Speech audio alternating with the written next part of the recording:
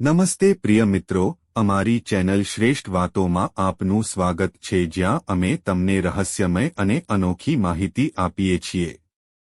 આજે અમે એક એવી માહિતી લાવ્યા સવી કે આ બે છોડ એકસાથે તમારા ઘરમાં વાવો અને ધનનો વરસાદ થશે. મિત્રો, શાસ્ત્રોમાં કેટલાક એવા વૃક્ષો અને છોડનો ઉલ્લેખ છે જે તમારા ઘરમાં અથવા તેની આસપાસ લગાવવાથી તમારા ઘરમાં સમૃદ્ધિ આવે છે અને આપણા ઘણા વાસ્તુ દોષો પણ દૂર થાય છે. કોઈપણ ઘર જેમાં આ વૃક્ષો અને છોડ તેના આંગણામાં અથવા તેની આસપાસ લગાવવામાં આવે છે તે હંમેશા દેવી દેવતાઓના આશીર્વાદ પામે છે અને આવું ઘર હંમેશા સુખ, સમૃદ્ધિ અને સુખાકારીથી ભરેલું રહે છે. આજે અમે તમને એ પણ જણાવવા જઈ રહ્યા છીએ કે વાસ્તુશાસ્ત્ર દ્વારા કયા વૃક્ષો અને છોડ પર પ્રતિબંધ છે. તમારા ઘરમાં આ વૃક્ષો અને છોડ રાખવા ખૂબ જ અશુભ માનવામાં આવે છે. આ વૃક્ષો અને છોડ તકલીફોને પ્રોત્સાહન આપે છે અને સંબંધોમાં તિરાડ ઊભી કરે છે. તે નાણાકીય સમસ્યાઓનું પણ કારણ બને છે. તમારા દુશ્મનો વધશે અને તમે સમાજમાં તમારું માન ગુમાવશો. જો તમે જાણી જોઈને કે અજાણતા આ વૃક્ષો અને છોડ તમારા આંગણામાં લગાવો છો, તો શક્ય તેટલી વહેલી તકે તેમને આંગણામાંથી દૂર કરો. તો ચાલો પહેલા સમજીએ કે કયા સૌથી ફાયદાકારક છે. આ એવા વૃક્ષો અને છોડ છે જે આંગણામાં અથવા ઘરની આસપાસ લગાવવા માટે ખૂબ જ શુભ માનવામાં આવે છે.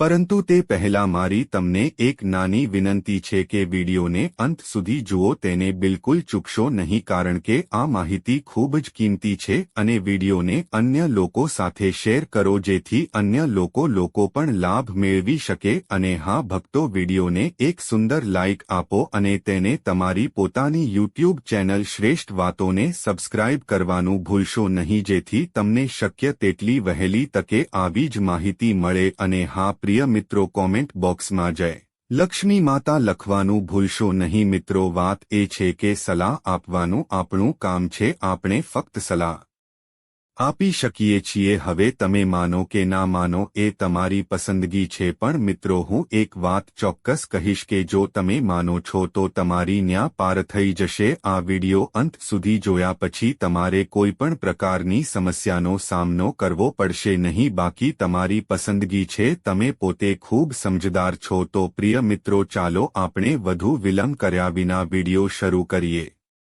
નંબર 1, અશોક વૃક્ષ. મિત્રો, પુરાણોમાં લખેલું છે કે અશોક વૃક્ષમાં આકાશી અપ્સરાઓનો પણ વાસ હોય છે. એવું માનવામાં આવે છે કે આ વૃક્ષ દુઃખ, નિરાશા અને જીવનની બધી મુશ્કેલીઓ દૂર કરે છે. જો તમે તમારા ઘરની આસપાસ અથવા બીજે ક્યાંય પણ અશોક વૃક્ષ વાવો છો, તો તે તમારા પરિવારના સભ્યોમાં હંમેશા શાંતિ અને ખુશી જાળવી રાખશે અને સમાજમાં તમારું સન્માન વધારશે. અશોક વૃક્ષ હંમેશા ઠંડક અને ખુશી પ્રદાન કરે છે. પુરાણો અનુસાર જ્યારે રાવણે માતા સીતાનું અપહરણ કરીને તેમને લંકામાં રાખ્યા હતા, ત્યારે માતા સીતા અશોક વાટિકામાં હતા અને અશોક વૃક્ષે તેમની સેવા કરી હતી. આ કારણોસર દેવી સીતાએ અશોક વૃક્ષને આશીર્વાદ આપતા કહ્યું, જ્યાં પણ અશોક વૃક્ષ વાવવામાં આવશે ત્યાં હું હંમેશા નિવાસ કરીશ અને ઘરમાં પૈસાની કોઈ કમી રહેશે નહીં. અશોક વૃક્ષથી ઘેરાયેલા કોઈપણ ઘરને હંમેશા મારા આશીર્વાદ મળશે. નંબર 2, પીપળ વૃક્ષ. મિત્રો, તમારે ક્યાંકથી એક નાનું પીપળ વૃક્ષ શોધવાની જરૂર છે, અથવા તમે તેને વાસણની દુકાનમાંથી પણ ખરીદી શકો છો. આ પછી તમારે પાણીના શરીર પાસે પીપળ વૃક્ષ વાવવાની જરૂર છે. તેને નજીકમાં એટલે કે નાના તળાવ પાસે વાવો. આમ કરવાથી તમને સેંકડો યજ્ઞો જેટલું ફળ મળશે. જ્યારે પણ આ પીપળાના ઝાડના પાંદડા તે જળાશયના પાણીમાં પડે છે, ત્યારે તે શરીર જેવા થઈ જશે અને તમારા પૂર્વજોને સંતુષ્ટ કરશે. આનાથી ધીમે ધીમે કોઈપણ પૂર્વજોના પાપો દૂર થશે. ભગવાન શ્રી કૃષ્ણ એમ પણ કહે છે કે જે કોઈ દરરોજ સ્નાન કરે છે અને ફક્ત પીપળાના ઝાડને સ્પર્શ કરે છે તે તેના જીવનના બધા પાપોથી મુક્ત થઈ જાય છે. આ સાથે તેને ધન પણ મળે છે અને તેના દુશ્મનો દ્વારા ક્યારે પરાજિત થતો નથી. પીપળાના ઝાડમાં બ્રહ્મા, વિષ્ણુ અને શિવ નિવાસ કરે છે.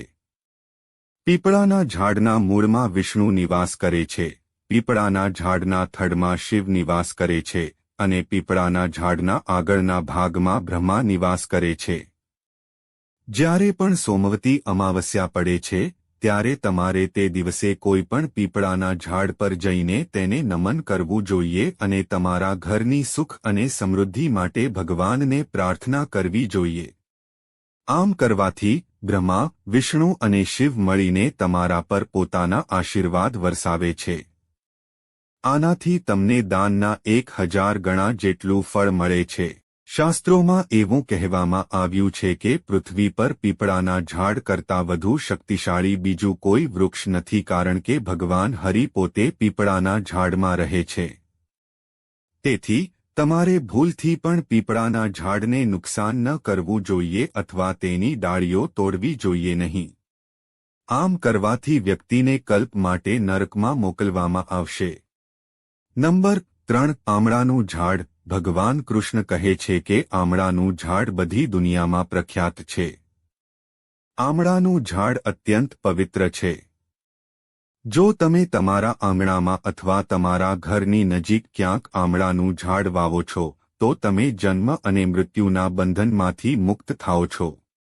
દરરોજ આમળા ખાવાથી તમારું આયુષ્ય વધે છે. તેનું પાણી પીવાથી શરીરના બધા રોગોનો નાશ થાય છે. જો તમે આમળાને પાણીમાં ભેળવીને તેનાથી સ્નાન કરો છો તો તે તમારી દલિત સ્થિતિને દૂર કરે છે અને તમને ધન પ્રાપ્ત કરે છે. જેમના ઘરમાં હંમેશા આમળા હોય છે તેમના ઘરમાં ખરાબ શક્તિઓ ક્યારે પ્રવેશ કરતી નથી.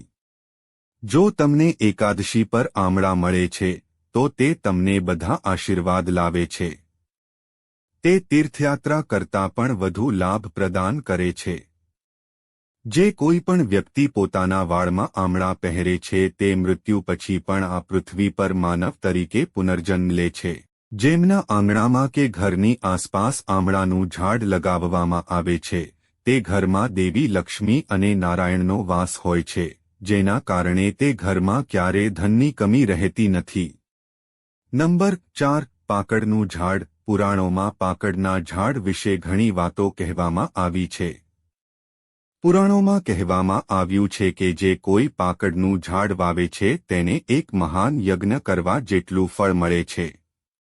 આપણા શાસ્ત્રોમાં કળિયુગ વિશે ઘણી ભવિષ્યવાણીઓ કરવામાં આવી છે, જેમાં કહેવામાં આવ્યું છે કે મનુષ્ય કળિયુગમાં યજ્ઞ કરી શકશે નહીં. તેથી તમારે તમારા જીવનમાં પાકડનું ઝાડ લગાવવું જોઈએ, પછી ભલે તે તમારા ઘરની આસપાસ હોય કે બીજે ક્યાંય. જ્યાં સુધી પાકડનું ઝાડ લીલું રહે છે ત્યાં સુધી તે તમારા ઘરથી દુઃખ અને દુઃખ દૂર રાખશે.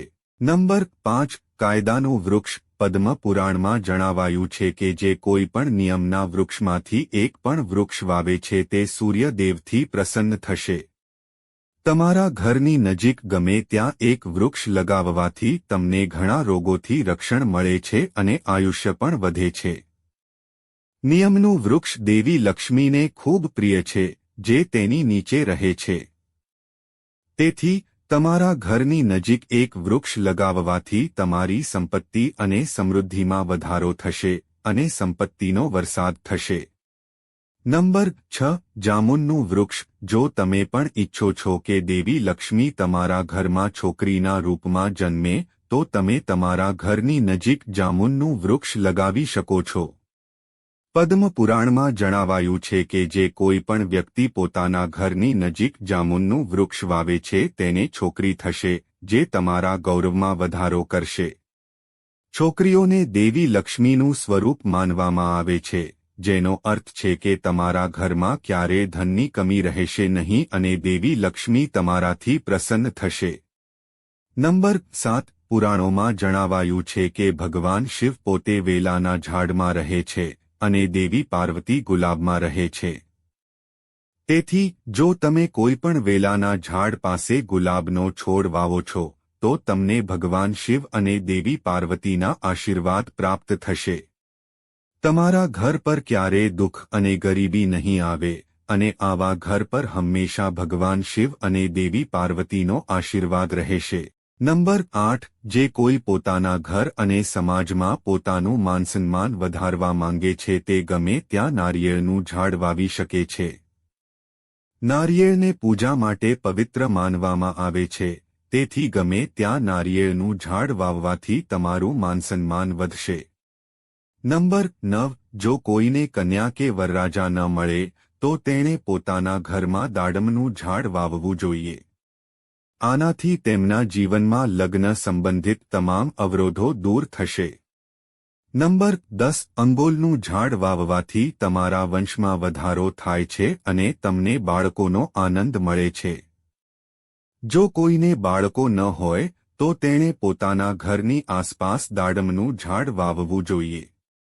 વ્યક્તિએ અંગોલનું ઝાડ વાવવું જોઈએ, આનાથી તેને બાળકોની ખુશી મળશે. નંબર 11. મિત્રો, આ સિવાય તમારે ભૂલથી પણ તમારા ઘરની નજીક ખજૂરનું ઝાડ ન લગાવવું જોઈએ, કારણ કે ખજૂરનું ઝાડ બાળકોનો નાશ કરનાર છે અને તે ઘરમાં રહેતા બાળકોની પ્રગતિમાં મદદ કરતું નથી. પ્રિય મિત્રો, તમને આ વિડિયો કેવો લાગ્યો તે અમને કમેન્ટમાં જણાવો. જો તમે માતા લક્ષ્મીના સાચા ભક્ત છો, તમે માતા લક્ષ્મીનો પ્રેમ અને આશીર્વાદ મેળવવા માંગો છો અને માતા લક્ષ્મી તમારા ઘરમાં નિવાસ કરે તેવું ઈચ્છો છો અને તમે માતા લક્ષ્મીને પ્રસન્ન કરવા માંગો છો તો વિડિયોને ઝડપથી લાઇક કરો અને તમારી યુટ્યુબ ચેનલ શ્રેષ્ઠ વાતોને સબસ્ક્રાઇબ કરો અને કોમેન્ટ બોક્સમાં જય લક્ષ્મી માતા લખો. મિત્રો, આ બધી માહિતી જનતાને ધ્યાનમાં રાખીને આપવામાં આવી રહી છે. તમારી શ્રદ્ધા અને માન્યતા પર જ્યોતિષ અને ધર્મના ઉપાયો અને સલાહ અજમાવો. વિડિયોનો હેતુ ફક્ત તમને વધુ સારી સલાહ આપવાનો છે. અમે આ સંદર્ભમાં કોઈપણ પ્રકારનો દાવો કરતા નથી. મિત્રો, જો તમને વિડિયો ગમ્યો હોય તો લાઇક કરો અને કૃપા કરીને સબસ્ક્રાઇબ કરો. આભાર. જય શ્રી કૃષ્ણ.